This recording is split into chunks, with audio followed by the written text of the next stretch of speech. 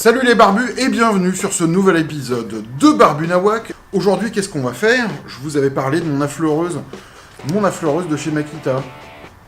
Eh ben, on va la tester. D'abord, qu'est-ce qu'il y a dans la boîte? Alors, il y a l'affleureuse en elle-même, qui est en gros un spindle, un gros moteur avec un élément pour mettre une fraise. Et bien sûr l'embase qui va avec.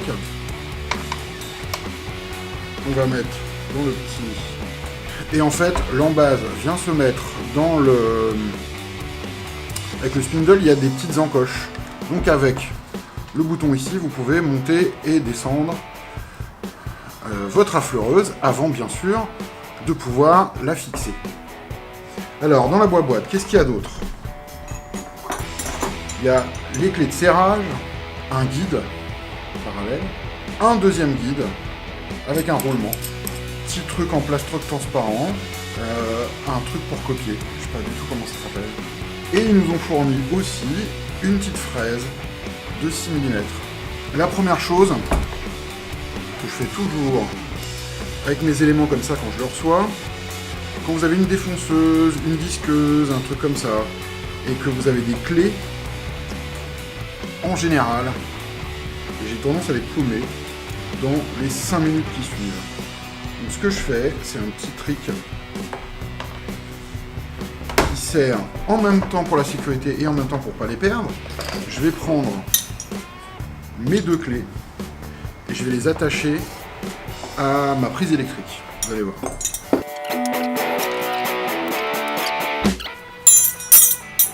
Et je fais un petit nœud. Voilà. Et ça, alors je vais faire un espèce de petit nœud comme ça sur le câble électrique. Je vais prendre un zip tie. On a tout sous la main. Le premier intérêt, bien sûr, il est de ne pas paumer les clés. Le deuxième intérêt, c'est que quand vous allez devoir changer votre... je l'ai fait peut-être un peu court. Quand vous allez devoir changer votre fraise, eh ben, vous allez être obligé d'enlever votre prise électrique. Ça, c'est mieux pour la sécu. Allez, on va mettre notre fraise.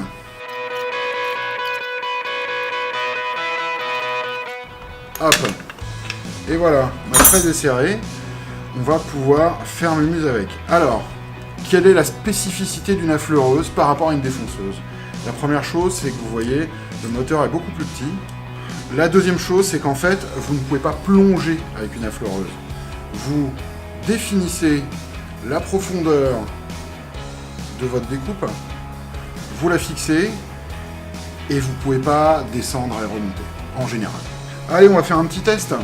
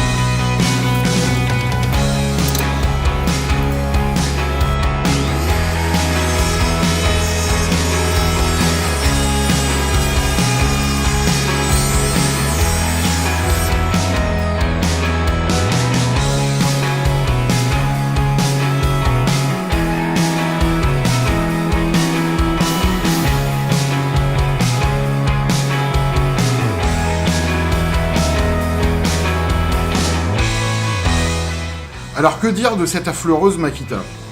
D'abord que je suis vraiment pas un spécialiste et je suis peut-être pas la personne la plus avisée, la plus appropriée pour donner mon avis.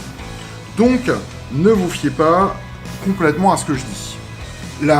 Les deux impressions de cette petite machine, c'est paradoxalement par rapport à sa taille, la puissance et la facilité d'emploi.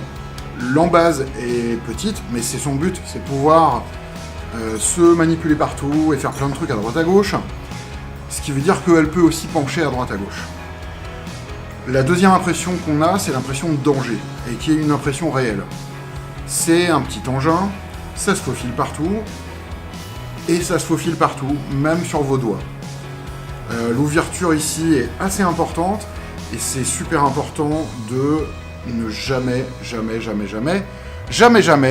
mettre ses doigts dans cet orifice, sinon elle n'a plus les doigts. Et c'est un peu la double impression que j'ai, c'est-à-dire facilité et danger en même temps.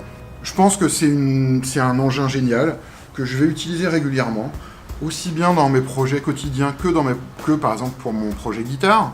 Vraiment une facilité d'emploi qui est déconcertante par rapport à ma grosse défonceuse. Le seul peut-être désavantage, c'est qu'il n'accepte que des fraises avec un shaft de 6 mm. Alors apparemment il y a un adaptateur pour accepter des fraises de 8. Ben, c'est pas grave, on s'achètera des fraises de 6. En tout cas, assez impressionnant. Pour les 30 secondes que j'ai passé à le tester, vraiment super impressionné. Et en même temps, terrifié. Voilà, c'est tout pour le pseudo-test de cette petite affleureuse Makita. Je vous mettrai la référence, 3709. Alors ça va quand même jusqu'à 30 000 tours minute. Hein. Donc faites attention à vos doigts. Je l'ai payé autour de 80 balles, 90 balles sur Amazon, je crois. C'est pas un test de spécialiste. Donc allez voir les spécialistes qui ont fait des tests. En tout cas, moi, c'est une machine super rigolote, ultra cool, qui me fait super peur, mais qui, je pense, en la maîtrisant un tout petit peu, va me permettre de faire énormément de choses. Voilà, c'est tout pour ce petit épisode test de la fleureuse Makita. Un petit truc, je me la suis payée avec l'argent, en fait avec l'argent que vous me filez, ou que j'ai récupéré à droite à gauche, grâce à vous. C'est pas une pub.